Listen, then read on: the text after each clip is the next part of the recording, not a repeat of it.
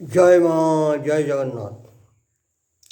ओम भवतापो प्रणाशिन्ये आनंदो घनमोत्तये ज्ञानभक्ति प्रदायिन्ये भमत्तिस्तभ्यं नमो नमः। नारायणं नमस्कृतं नरं चैव नरोत्तमं देवी सरस्वती वेशं तत्जय मुदीरयेत्। प्रणम्य भक्तिवरे नरनारायणे नम्यामि नरोत्तमं श्रीकृष्णचरणे सरस्वती देवाय जनाय प्रणति नमि कृष्ण देवाय नो वेदव्यस्पति सर्वजने बंधु जाय करि उच्चारण नमि हरिम बोधिसुते विघ्न विनाशन विघ्न विनाशन विघ्न विनाशन। आज हम गुजरात का भीमपुर आश्रम में है, इलामे संगम सप्ताह है। आज संगम सप्ताह का उद्घाटन दिन है। इस उद्घाटन दिन में हम भी भक्तमाल ग्रंथों का 32 नंबर 33 नंबर वीडियो करने जा रहा है। आशा है माँ और जगन्नाथ मेरा को कृपा करेगा। ये जो 33 नंबर वीडियो का जो महात्मा है उनका नाम है दयालदास बाबा। उनका वाणी था, जो ये है आदमी अपना को लिए कुछ नहीं रख के दूसरा को ये बिली कर देता है, भगवान उनको उसको पूर्ण कर देता है। जहाँ से हो भगवान उनका फिर उनको पूर्ण कर देता है। इसलिए उनका ये है, दो कि ये दान कर दो, ठीक तुम्हारा जब ये होगा प्रयोजन होगा भगवान ये कर देगा। उनका जन्म हुआ था 12 शताब्दी का बांग्ला का उत्तर भारत में कोपियाल ग्राम में। बाबा धनी परिवार था और उनका छोटा बाल्यकाल में उनका छोटा नाम था छोटालाल। बाबा माँ बड़ा शिव भक्त था और उन लोग शिव पूजा करता था। उन लोग का 4 पुत्र था। उन लोग का इच्छा हुआ पंचम पुत्र होने से उन लोग शिव का चरण में वो पुत्र को निवेदन करेगा। भगवान शिव जी का आशीर्वाद है। शिव चतुर्दशी का दिन में उनका पंचम पुत्र उत्पन्न ये जन्म लिया, जिसको नाम रखा गया था छोटालाल। जन्म का बाद में वो अलौकिक शक्ति का अधिकारी था।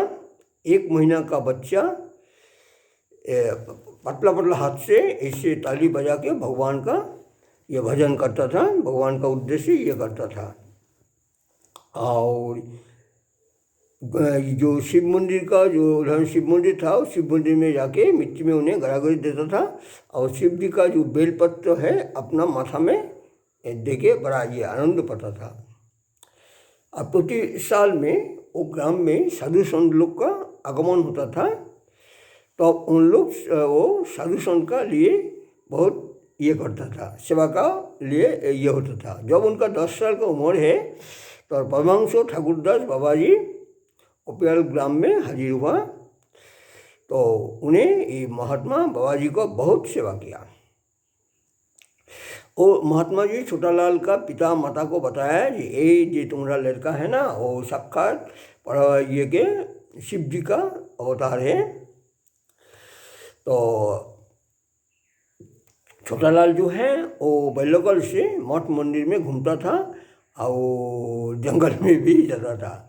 12 साल की उम्र में छोटालाल का माँ और बाबा उनको गेरुआ वस्त्र परिधान करके वो ठाकुरदास बाबा जी का आश्रम में पहुंचा दिया।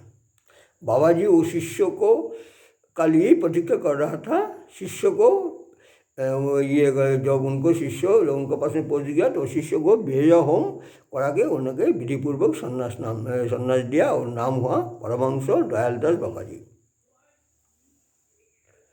15 वर्ष लेके गुरु का आश्रम में कठोर साधना किया। गुरुदेव ब्रह्मलीन होने का बाद में परमहंस दयालदास दुख त्याग करके गुरु का ब्रह्म प्राप्ति का लिए 27 साल उम्र में आश्रम त्याग करके हिमालय का गिरी गुफा में कठोर साधना किया एवं और से साधना में सिद्धि लाभ किया। अनेक साधु सन्यासी उनका सानिध्य में आया, उन्हें उन लोग प्रदोब्रजों में बहुत तीर्थ भ्रमण किया। करते करते उन्हें अपना जो माँ जो था, माँ का घर में आया, माँ का चरण स्पर्श किया और 1301 बांग्ला में गुरु जी का आश्रम में उनका ब्रह्मलीन हुआ। और एक माँ का वाणी बोल रहे हैं, जो घटना तो घटा था वो घटना भी बोल रहा है। माँ का वाणी है,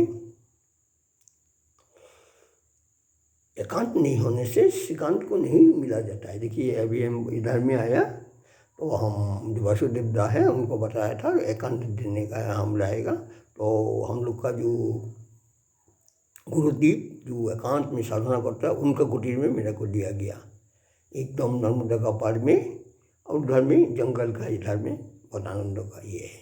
इसलिए एकांत नहीं होने से श्रीकांत को नहीं पाया जाता है। इसीलिए एकांत वास करिए, करने का कोशिश करिए, तो उनका जो ये है वो ये होगा, कृपा का ये होगा। मन तो एकांत हो जाने से तो ये हुआ। तो माँ का एक ये का बोल रहा है पुनः का आश्रम के बारे में। एक संत किसको कहा जाता है? जो भगवान का सानिध्य प्राप्त हुआ, साधु जो भगवान का संधान में घूम रहा है, ब्रह्मचारी जो बीज धारण के लिए कटिबद्ध है। एक संत ने पुणे आश्रम में आया, उस दिन भी हम पुणे में गया था। तो उधर में चतुर सिंह की माँ का मंदिर है, वो दर्शन किया। तो चतुर सिंह की मंदिर का उधर में उन्हें अपना गाड़ी, अपना चप्पल रख के माँ का सामने में माँ का आश्रम 10 मिनट के अंदर में मिल जाता है। उन्हें माँ का आश्रम का इधर जा रहा था। तो उनके शिष्य लोग उनको पूछा है, बाबा आप चप्पल और गाड़ी छोड़ के आप पैदल जा रहा है लंगा पैर में? उन्हें एक जवाब दिया, माँ साक्षात त्रिवेणी संगम है, गंगा जमुना सरस्वती जो इलाहाबाद में विराजमान है।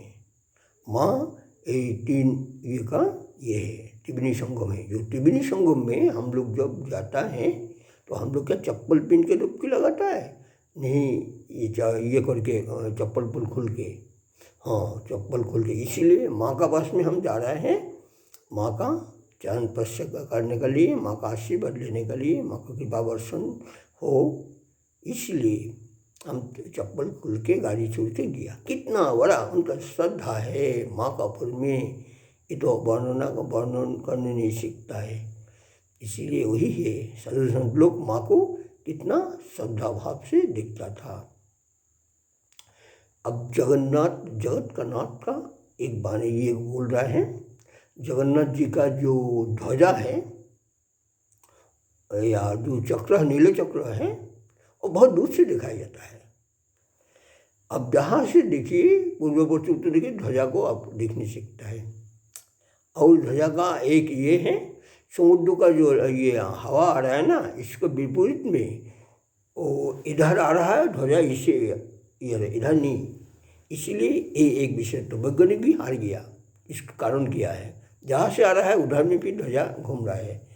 तो वही है एक। दूसरा बात है, इधर से कोई उड़ू जहाज यार जाने नहीं सकता है, इतना बड़ा आकर्षण है उधर। और प्रतिदिन बादल हो और जो हो, ध्वजा उठेगा 4:30-5 बजे करीब में, चाहे 10 मिनट देरी हो जाए, बाकी उठेगा। यदि नहीं उठेगा 12 साल करीब वो मंदिर बन जाएगा। इसलिए ध्वजा उठेगा, किसी को हानि नहीं होता है। हम तो 25 साल से है, किसी को सुना ही नहीं किसी को हानि हुआ। ये भगवान की कृपा है। उन लोग उठ के चक्रों में पैर दे के भगवान को प्रणाम करके तब तो वो ध्वजा बनता है। ये अश्व धातु का ये है, भगवान का ये है, भक्त है। इसीलिए ये और ये है जो ध्वजा का जो ये है नील चक्र का, ये कभी इसको शेड छाया नीचे में नहीं गिरता है।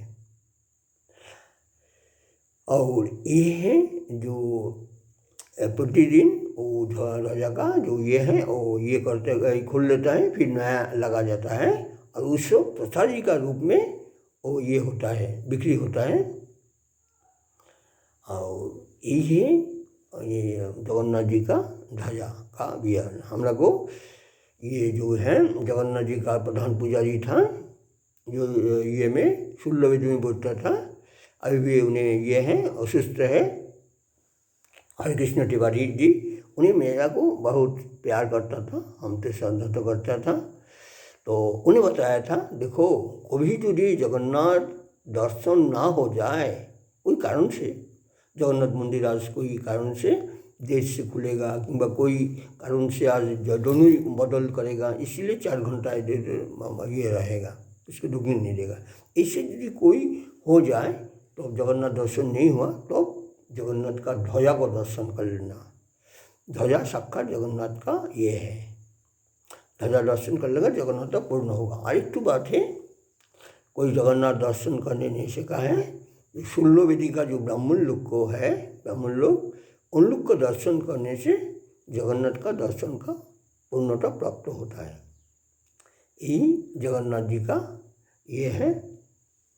जगन्नाथ जी का कृपा में हम गुजरात में आने से कहें, काले हम सुबह में पहुँचा है।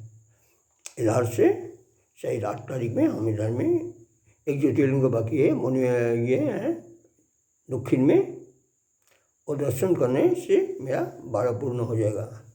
वो दर्शन करके पुरी में पहुँचेगा। इसीलिए सब जगन्नाथ जी का असीम कृपा है। वो कृपा बिना एक पत्ता भी हिल नहीं सकता है। तो आज हम ये किया था, ये पूर्णिमा मुंडन करता है, तो बाकी पूर्णिमा में संडम सप्ताह चलेगा ना, तो संडम सप्ताह में तो दाढ़ी चूल काटने का निवारण है। तो हम लोग का जो वयोज्येष्ठ संत है उनसे हम इजाज़त लिया, उन्हें बोला है काट लेना। तो आज हम नापित को बोला था किसी से, वो हम लोग को नवर का घाट में हम गया, वो हम मेरा साथ में गया। तो हम अपना ये पढ़ के बहिर्वास पढ़ के, तो वो हम लोग को ये बल्लारी चूल मुंडन कर दिया। हम 100 रुपया उनको दक्षिणा दिया। फिर हम नर्मदा मैया में नहा के तब हम आया। यही है, एक काम में 2 हो गया, एक मेरा मुंडन भी हो गया और एक नर्मदा मैया को नहाने का मेरा ये हो। ये तो भगवान का कृपा है, ये कृपा बिना कुछ नहीं। इसीलिए भगवान का कृपा पाने के लिए सदा अपना ये ऋषिवार खुल के रखना है। ऋषिवार में बैटारी है रेडियो में, बाकी ऋषिवार बन रहेगा, कोई ये नहीं होगा। इसलिए अपना हृदय का जो ऋषिवार है सदा खोल के रखना है भगवान की कृपा प्राप्त करने के लिए। ये बोल के आज जो 33 नंबर भक्तमाल ग्रंथों का जो वीडियो है, इसको हम विराम दे रहे हैं। जय माँ, जय जगन्नाथ बोल के इस वीडियो को हम विराम दे रहे हैं।